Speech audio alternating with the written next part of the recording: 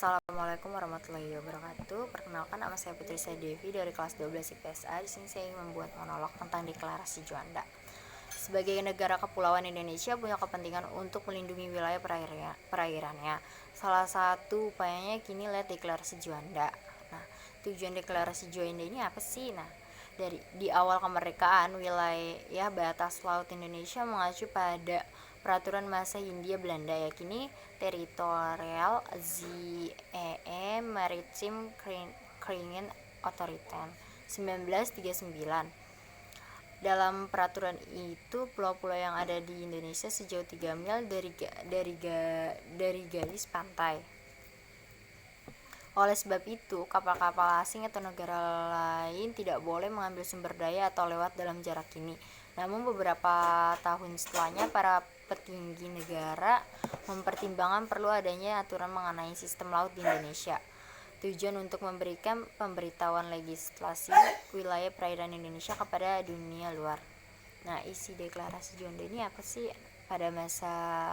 Maka pada 13 Desember 1957 sebuah deklarasi dilakukan, adapun menjadi inisiator adalah Perdana Menteri Juanda Kartawijaya. Juanda menganggap perlunya mengubah sistem kelautan Indonesia untuk mengubah zona teritorialnya. Dalam deklarasi ini, Juanda memberikan informasi kepada negara laut bahwa wilayah laut sekitar berada dalam wilayah kepulauan Indonesia menjadi wilayah kesatuan dan kedaulatan NKRI.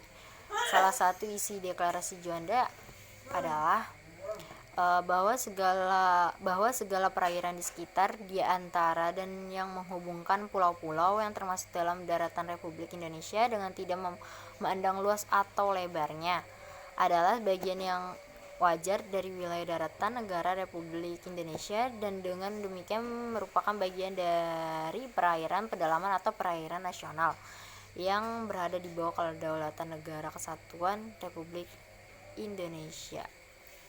Lalu dampak Deklarasi Juanda ini apa sih? Dikutip dari Laut Teritorial dan Perairan Indonesia, Himpunan Ordonansi Undang-Undang dan Peraturan lainnya 1984, deklarasi ini manual protes dari negara lain. Beberapa negara mengirim surat protes, yakni Amerika Serikat, Inggris, Australia, Belanda, Prancis, dan Selandia Baru. Adapun negara yang mendukung Deklarasi Juanda yakni Filipina, Ekuador, dan Yugoslavia. 9 tahun sesudah lahirnya UU mengenai perairan Indonesia, pemerintah mengeluarkan pengumuman tentang landasan kontinen Indonesia pada 17 Februari 1969. Pengumuman itu menegaskan bahwa sumber kekayaan dalam landas kontinen Indonesia adalah milik eksklusif negara Indonesia. Setelah saat itu, perjanjian telah diadakan dengan Malaysia, Thailand, Australia, dan Singapura mengenai batas-batas wilayah lautnya. Australia AS tetap mempertahankan posisinya menolak Deklarasi Juanda hingga 1982. Pada 1982, Konvensi Laut PBB ketiga tahun 1982 mengakui deklarasi itu. Barulah muncullah Undang-Undang Nomor 17 Tahun 1985 tentang pengesahan UNCLOS 1982 untuk mempertegas aturan dari PBB yang menyatakan Indonesia negara kepulauan.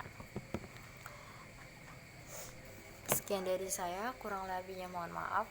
Wabillahi taufiq wal hidayah. Wassalamualaikum warahmatullahi wabarakatuh.